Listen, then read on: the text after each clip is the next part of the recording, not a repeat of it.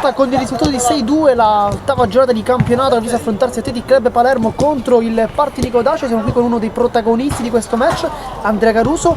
Partiamo subito con la tua prestazione doppietta, che partita è stata dal tuo punto di vista?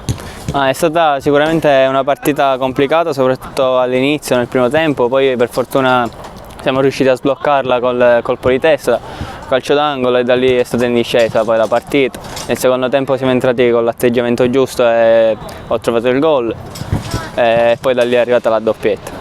Ancora una volta nei minuti finali avete un po' rischiato, 2 calci di rigore concessi. Cosa succede negli ultimi minuti? Perché non è la prima volta che comunque concedete qualche giocata di troppo.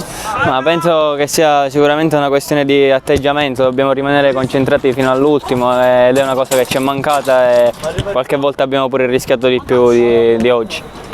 Questa è la quinta vittoria consecutiva, una squadra che ha iniziato benissimo questo campionato. Ti chiedo, inizi a guardare la classifica e soprattutto le partite del San Giorgio Piana? Ma ancora il campionato è lungo e c'è tutto il girone di ritorno. Ovviamente bisogna guardare anche quello che fanno gli altri, però noi pensiamo a noi stessi che ancora è lunga e ce la metteremo tutta per arrivare davanti a loro. Adesso si torna il 13 gennaio in campo contro i Delfini, una trasferta, come la preparerete? E poi soprattutto pensi che incideranno le feste un po' nella preparazione? Come la prepareremo questo è da vedere, bisogna chiederlo anche al mister, ma sicuramente arriveremo pronti, durante le feste caricheremo col lavoro e cercheremo di arrivare il più pronti possibile.